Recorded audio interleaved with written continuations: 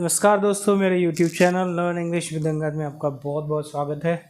अभी तक हमने प्रैक्टिस में सीखा है प्रेजेंट इंडेफिनिट, पास्ट इंडेफिनिट और फ्यूचर इंडेफिनिट।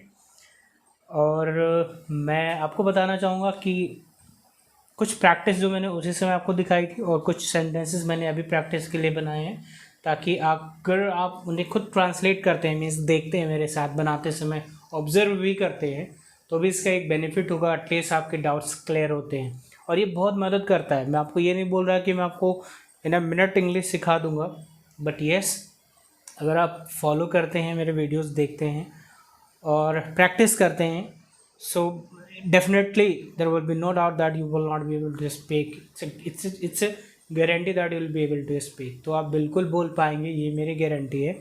बट मैं आपसे ये प्रॉमिस तो नहीं कर रहा हूँ, क्योंकि it's a fake promise that I will make you expert और you will be genius in just couple of hours. So ये कोई फेक प्रॉमिस नहीं कर रहा, मैं आपको वही बता रहा हूँ जिस तरीके से मैंने सीखा है और मैंने ट्रेन किया है लोगों को और अब भी लोगों को मैं गाइड करता रहता हूँ कि इस तरह से वो अपनी इंग्लिश को इम्प्रूव कर सकते हैं, कॉन्फिडेंस लेवल को एनहेंस कर सकते हैं। सो एक इंग्लिश में सेइंग है, कहावत है, कह सकते हैं आप, मुहावरा नहीं है, कहावत ही है, practice makes a man perfect.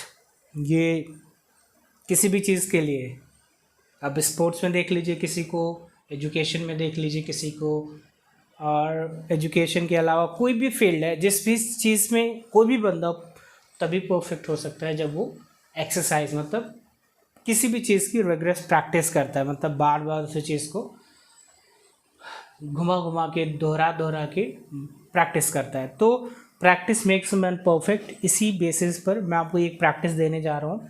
मैं आपको आज ट्रांसलेट खुद करके बताऊँगा, ताकि आपको ऐसा ना लगे मैं सेंटेंसेस दे देता हूँ और फिर I will never come up with the solution.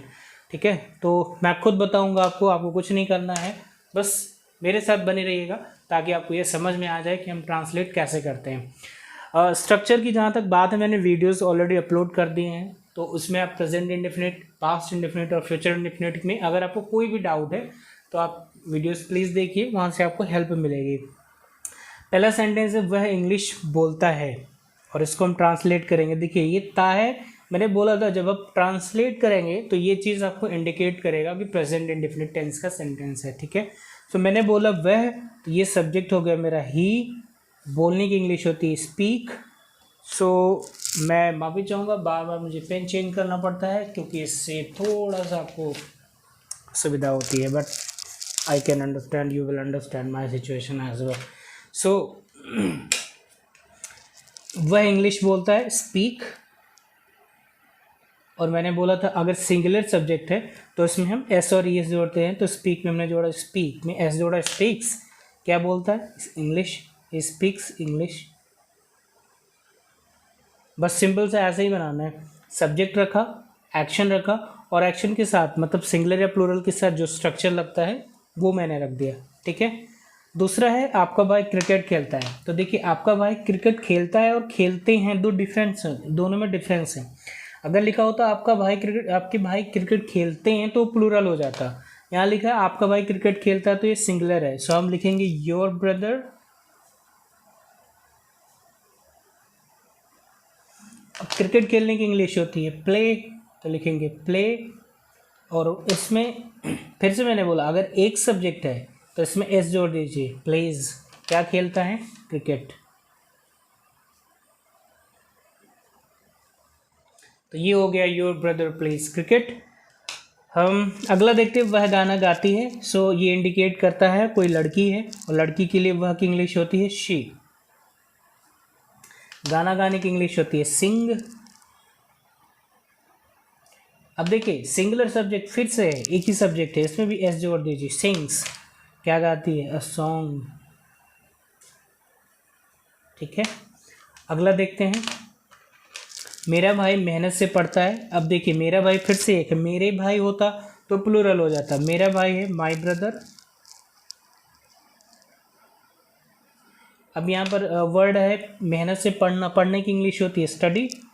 Read मतलब भी पढ़ना होता है, लेकिन वो बुक पढ़ने के लिए होता है। लेकिन जब हम पढ़ाई लिखाई दोनों की बात करते हैं तो स्टडी होता है। माई ब्रदर स्टडीज़, STUDIES, ये ES देखें इसमें जुड़ गया। माई ब्रदर स्टडीज़ हार्ड, मेहनत से पढ़ाई करने की इंग्लिश होती है स्टडी हार्ड। और अगला है रवि और राम अपना काम पूरा करते हैं। तो यहाँ देखिए रवि और राम दो सब्जेक्ट हैं, दोनों एक साथ हैं, तो ये प्लूरल हो गया। तो हम इसमें लिखेंगे रवि एंड राम काम पूरा करते हैं, कंप्लीट। अब इसमें एस नहीं लग सकता क्योंकि देखिए सिंगुलर में एस लगाते हैं बट प्लूरल में नहीं लगाते। So Ravi and Ram complete their work. अब अगर समय पर होता तो ऑन टाइम लिख देते, बट है नहीं तो उससे कोई दिक्कत नहीं है। अगला है मैं कभी कभी मूवीज़ देखता हूँ या मूवी देखता हूँ। सो मैं की इंग्लिश होती है आई, कभी कभी की होती है समटाइम्स।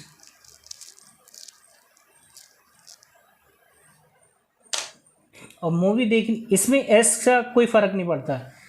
वॉच मूवी, आई समटाइम वॉच मूवी।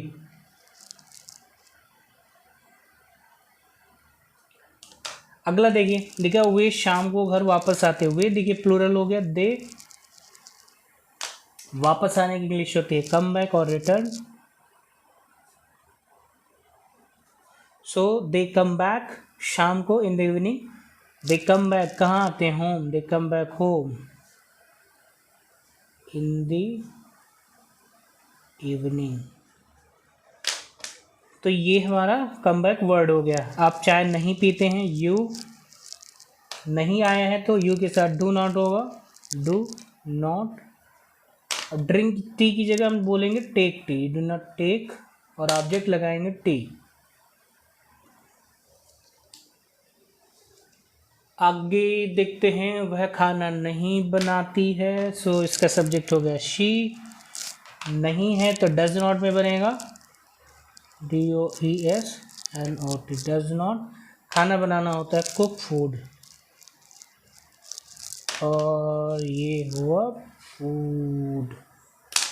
ठीक है। अगला है मेरे दादाजी देर तक नहीं सोते हैं। मेरे दादाजी एक है, माई grandfather.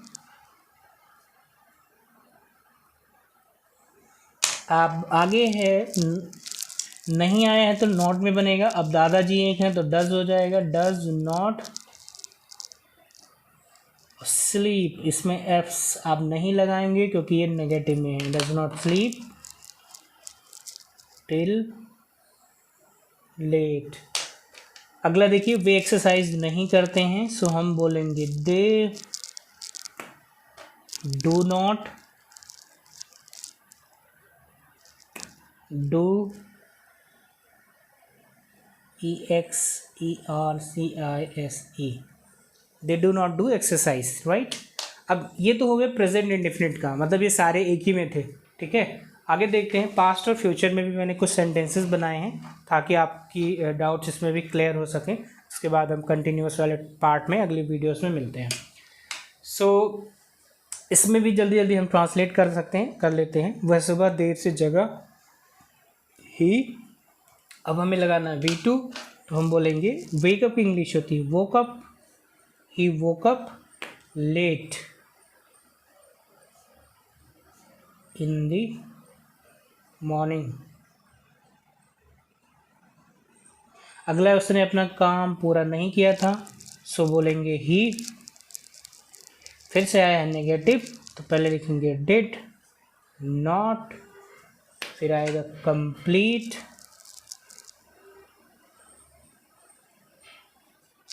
he did not complete his work। कल वह स्कूल नहीं गया था, he did not go to school yesterday। तो कल, बीते हुए कल को yesterday बोलते हैं।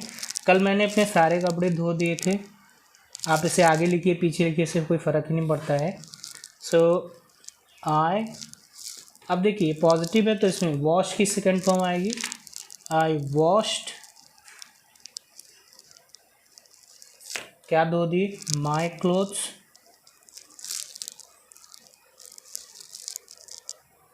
और I washed all my clothes yesterday.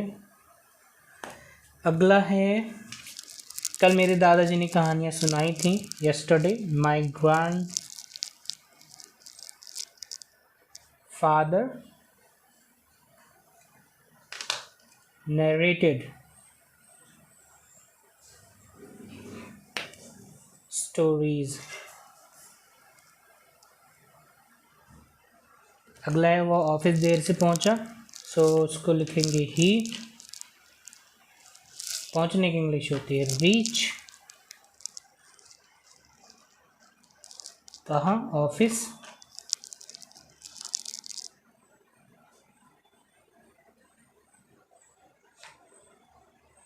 Late, right. सो ये भी हमने बना लिया। अगला है फ्यूचर टेंस का। फ्यूचर में केवल मैंने आपको बताया विल यूज़ होता है, आई और वी के साथ शैल यूज़ होता है, बट मैंने बोला था ओल्ड फैशनड है, कोई नहीं यूज़ करता है, तो आप अवॉइड कर सकते हैं।